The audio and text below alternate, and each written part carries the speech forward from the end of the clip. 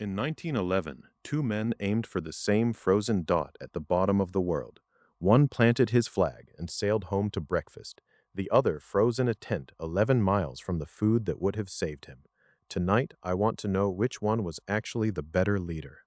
The better leader is the one whose men are still breathing, Robert. I planned every mile before I ever left Norway. I studied the Inuit, I ran dogs, I cached supplies with black flags for miles so no storm could hide them. Nothing about my pole was luck. How tidy! You turned exploration into an accountant's ledger. I went south to weigh rocks and read the ice, to add to human knowledge, not to win a sprint against a Norwegian who told the world he was sailing north until he'd already gone. I told the world I was going north because a man who announces his true target invites 100 rivals and 1,000 delays. I kept my mouth shut and my traces packed. You call that cheating? I call it not handing my enemy my map. Your enemy was the continent, Rold, not me. And that continent does not care how clever your feint was. I hold a nation's pride across that plateau by muscle and will, and I would sooner fail nobly than succeed like a cart sharp. Hold that word, Robert. Noble, because the whole argument sits on it. Let's talk about the actual choices on the ice, because that's where nobility either feeds a man or buries him. Then let's. You brought ponies. Ponies to Antarctica. They sweat, they sink in soft snow, they need fodder you have to drag, and when they die, you've hauled dead weight for nothing.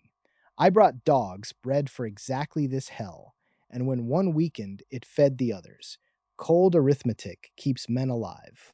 And there it is, the thing the world could never stomach about you. You planned to eat your dogs from the start. My men wept over ponies. Maybe that softness cost me the race, but a leader who can butcher his companions on schedule frightens me more than a blizzard. Sentiment is a luxury you pay for with other men's lives, Robert. I loved those dogs. I also knew what they were for. The kindest thing a leader does is refuse to let his feelings write a death sentence for the humans who trusted him. Trust. You want to speak of trust. My men followed me to the pole, knowing we might not return, and not one of them mutinied when we found your black flag already snapping in the wind. That is loyalty your dogs could never give you. That moment gets me every time. Scott's team reaches the pole, exhausted, and finds the Norwegian tent already there. Second place at the literal end of the earth. Rolled. Be honest about what you'd have felt walking up to another man's flag. I'd have felt what Robert felt gutted, hollow, all that suffering to come second. I don't mock that, but feelings weren't the killer. The return was the killer. I built my whole march around getting home. Robert built his around getting there. That difference is a coffin. The return was murdered by weather no man could forecast, rolled. Temperatures that should not have existed in that season. A blizzard that pinned us for 9 days. You had fortune's wind at your back, and you call it planning. Weather is not an accident to a leader. It is the certainty you plan against. I depoted food every degree of latitude and marked each cache so a blind man could find it in a gale.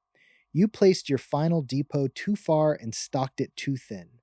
The storm merely collected a debt you'd already signed. You reduce 11 miles of frozen agony to a debt. My men and I lay dying within a day's walk of salvation, and you'd audit my depot spacing. Where is the humanity in that ledger of yours, Amundsen? Let me push on both of you now, because we've reached the real fault line. Glory versus survival. What exactly does a leader owe the men who walk behind him, all the way into the cold? He owes them a way home. That is the whole of it. Not a beautiful story, not a marble statue, not a diary that makes strangers cry a century later. He owes them their lives, and everything else is vanity dressed as honor. And I say he owes them meaning. Men do not follow a leader into that white nothing for groceries and a safe return. They follow him because the thing is worth the risk. Take away the willingness to die for something, and you don't have explorers rolled. You have delivery drivers. Meaning is easy to promise and cheap to spend when it's not your own toes going black. Every one of my men came back with all their fingers and their whole lives ahead. That is my meaning. I gave them their futures, not a heroic ending. Yet the world learned my men's names, not yours. Oates walking out into the blizzard so he'd stop slowing us, saying he was just going outside and maybe some time. That is a man choosing his brothers over his own breath. No supply cache ever taught anyone how to be that. Oates, every time a dying man walks into a whiteout to spare his friends. Rolled, even you have to admit the ice produced something there that efficiency can't manufacture. I admit it freely. Oates was braver than I have ever needed to be, and I say that without a flicker of envy. But hear me, Caleb. That courage was only necessary because the leadership had already failed. Do not make me worship the beauty of a sacrifice that better planning would have made unnecessary. And do not make me worship a survival so managed that no one ever had to be brave at all. Something is lost when nothing is ever risked, Rolled. You came home whole, but did you come home having touched the edge of what a human being is? I touched it every single day I chose not to be reckless, Robert. Restraint is its own courage, and it never gets a statue. It's easy to be a legend when you're dead. The hard, unglamorous heroism is the leader who swallows his ambition so that 12 men grow old. Perhaps. But history remembered the frozen tent and forgot your tidy triumph. And history is not always wrong about what it keeps. A nation needs to know how a man dies, not just how efficiently he lives. My failure taught more than your success ever could.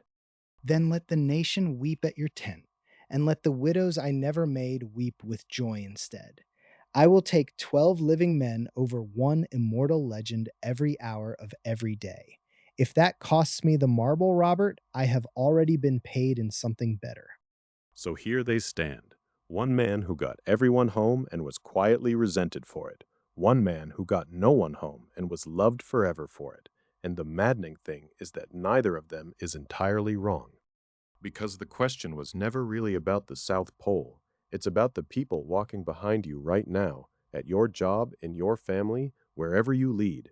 Do you owe them a safe way home, or do you owe them something worth the risk?